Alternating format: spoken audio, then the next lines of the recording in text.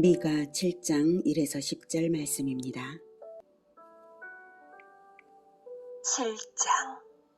재앙이로다 나여, 나는 여름 과일을 딴 후와 포도를 거둔 후 같아서 먹을 포도송이가 없으며 내 마음에 사모하는 처음 익은 무화과가 없도다. 경건한 자가 세상에서 끊어졌고 정직한 자가 사람들 가운데 없도다. 무리가 다 피를 흘리려고 매복하며 각기 그물로 형제를 잡으려 하고 두 손으로 악을 부지런히 행하는도다.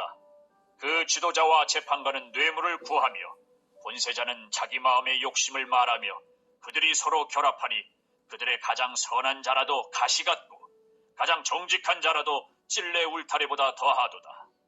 그들의 파수꾼들의 날, 곧 그들 가운데에 형벌의 날이 임하였으니 이제는 그들이 요란하리로다. 너희는 이웃을 믿지 말며 친구를 의지하지 말며 내 품에 누운 여인에게라도 내 입의 문을 지킬지어다.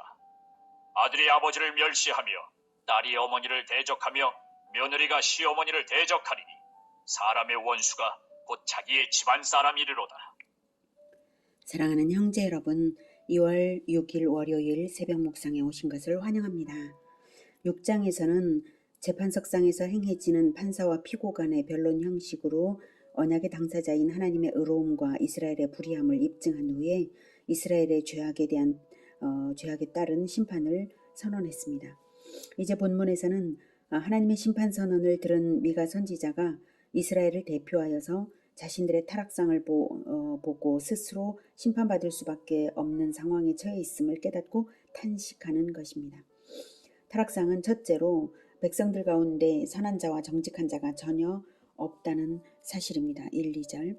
재앙이로다 나여, 나는 여름 과일을 딴 후와 포도를 거둔 후 같아서 먹을 포도송이가 없으며 내 마음에 사모하는 처음 익은 무화과가 없도다. 여기서 나는 미가 선지자 자신이고요. 하나님의 심판을 당할 수밖에 없는 이스라엘을 대표해서 참회의 탄식을 하고 있는 것입니다. 즉 이미 추수를 다 해버리고 찌꺼기만 남은 포도밭이나 무화과밭처럼 전쟁이 휩쓸고 간 이스라엘이 크게 황폐하게 된다는 것입니다. 그런데 여기서 먹을 포도송이, 처음 익은 무화과는 중의적인 의미가 있습니다. 실제로도 얻을 수 없게 된다는 것이고 또한 그것은 경건한 자, 정직한 자가 없다는 뜻입니다. 2절에 경건한 자가 세상에서 끊어졌고 정직한 자가 사람들 가운데 없도다. 무리가 다 피를 흘리려고 매복하며 각기 그물로 형제를 잡으려 하고 이렇게 말하고 있죠.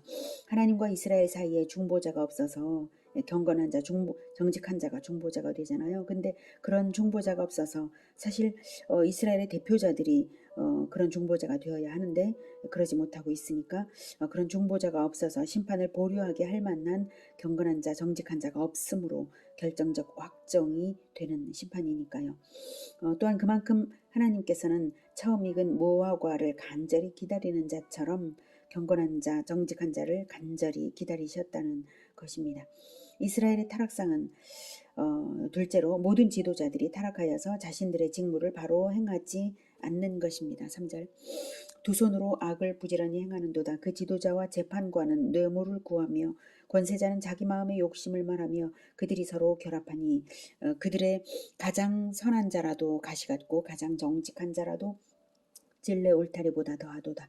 그들의 파수꾼들의 날, 곧 그들 가운데 형벌의 날이 임하였으니 이제는 그들이 요란하리로다. 네.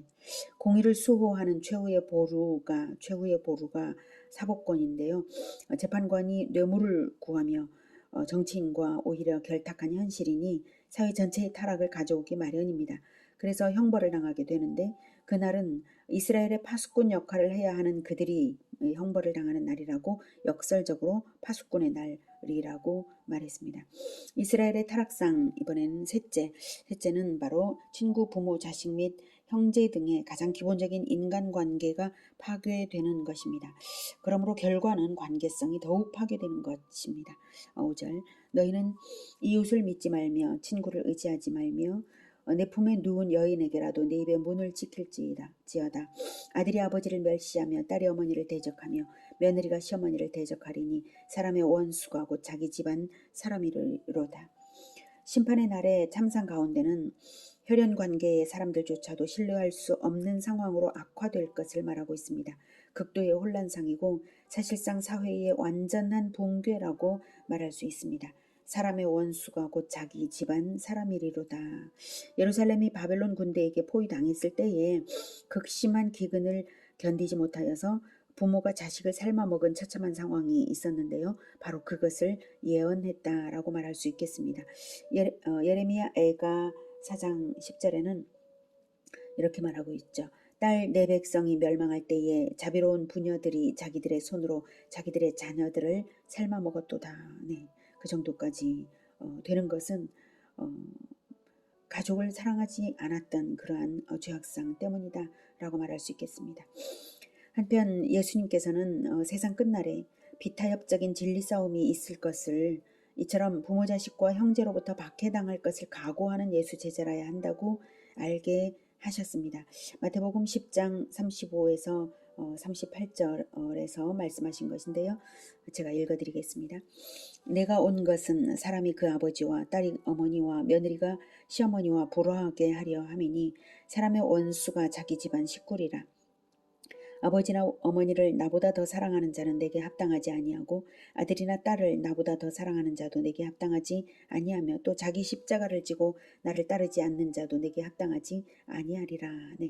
그만큼 타락한 세상에서 예수 제자가 된다는 것은 그에 상응하는 만큼의 각오가 진리편에서는 각오가 필요한 것이라는 말씀이시죠. 7절. 오직 나는 여호와를 우러러보며 나를 구원하시는 하나님을 바라보나니 나의 하나님이 나에게 귀를 기울이시리로다. 나의 대적이여 나로 말미암아 기뻐하지 말지어다. 나는 엎드러질지라도 일어날 것이요 어두운 데에 앉을지라도 여호와께서 나의 빛이 되실 것이미로다.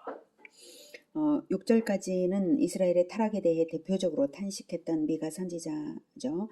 이제는 미가 선지자가 이스라엘을 대표하여서 하나님의 심판의 정당성을 시인하며 죄에 따라 심판을 받는 중에 결코 좌절하지 아니하고 여호와 신앙을 견지할 것을 다짐하고 있습니다.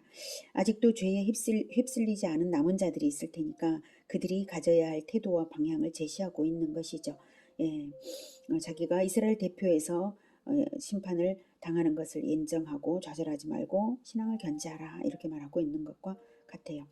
세상이 다 타락할지라도 나 하나만이라도 하나님을 의지하겠다는 간절한 믿음을 나타내고 있습니다.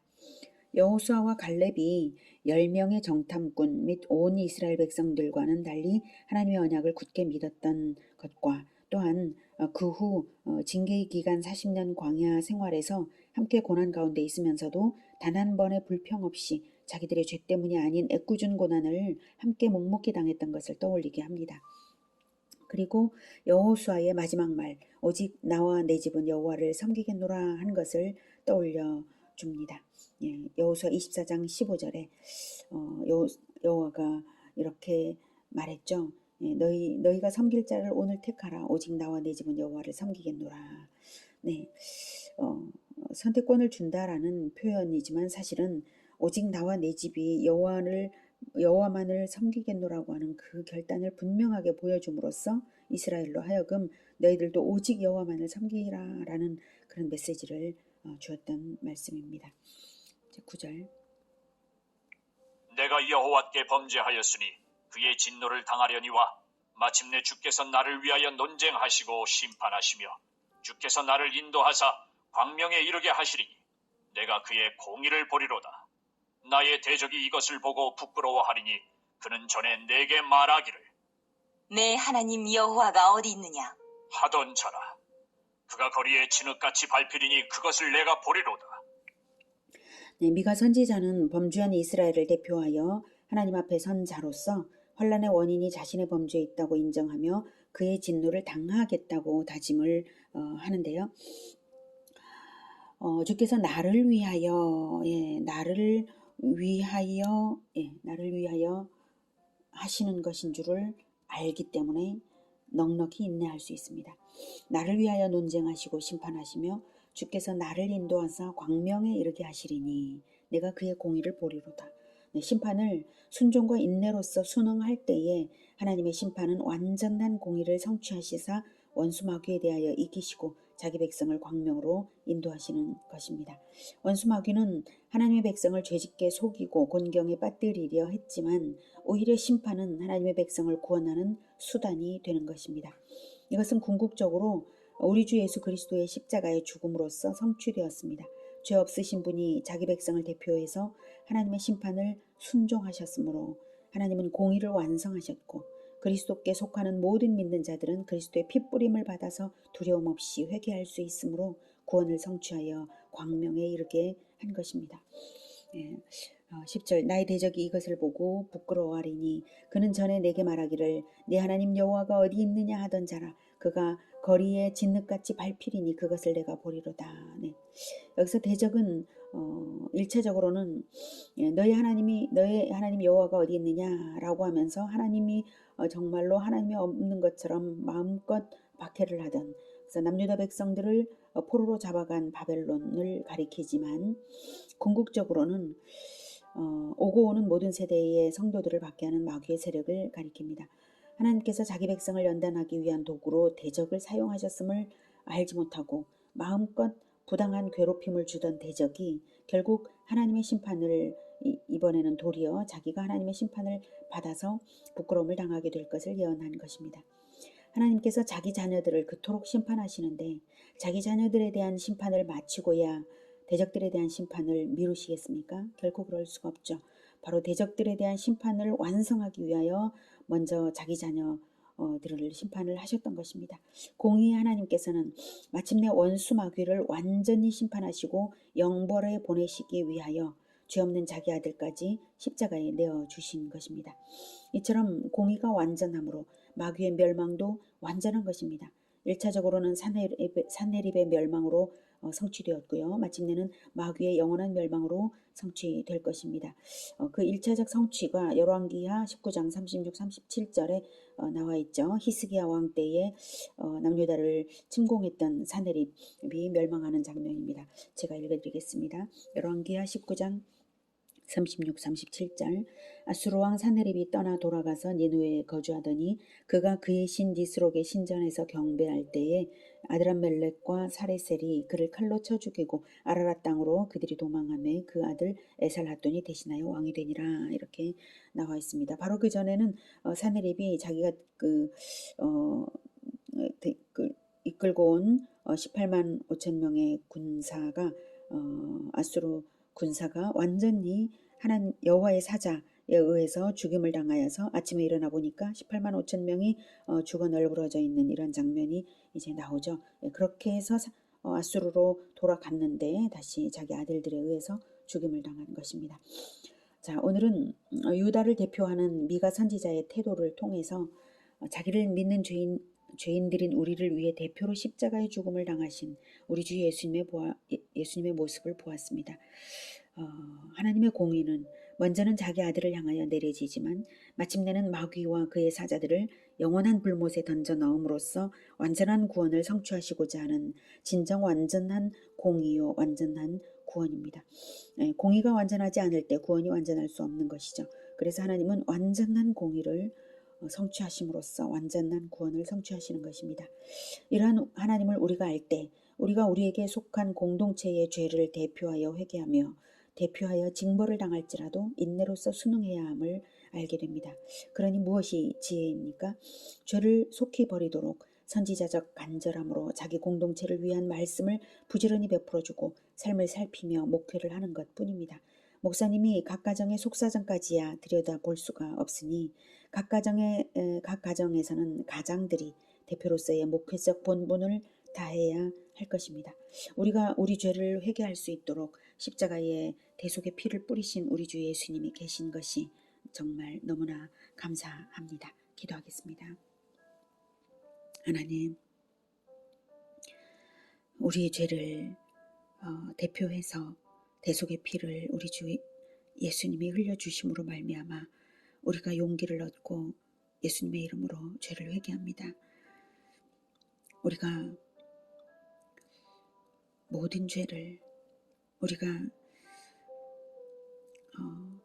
알지 못하여 저지르고 때로는 속아서 저지른 모든 죄를 주님 용서하여 주시고 우리에게 속한 공동체의 각 개인들이 짓는 죄들을 그리스도의 보혈로 덮어주시고 용서해 주시옵소서. 그리고 우리가 미가 선지자처럼 부지런히 말씀을 베풀어 회개케 하고 또한 삶을 살피면서 죄를 그리스도의 보혈로 씻는 그 일을 계속해서 할 수 있게 도와주시옵소서. 하나님, 우리가 하나님 앞에서, 공의의 하나님 앞에서 두려운 마음으로, 또한 구원의 하나님 앞에서 또한 감사함으로 우리에게 주시는 고난도 기쁘게 달게 받으면서 끝까지 순종으로 오직 하나님 앞에 서겠습니다. 오직 우리 주 예수 그리스도를 따르면서 공의의 하나님 앞에서 공의를 행하는 자들이 되겠습니다. 주님, 도와주시옵소서. 우리가 우리의 연약함을 주님 아시오매 불쌍히 여기시며 인도하시고 깨끗게 하여 주시옵소서. 예수 그리스도 이름으로 기도드립니다. 아멘.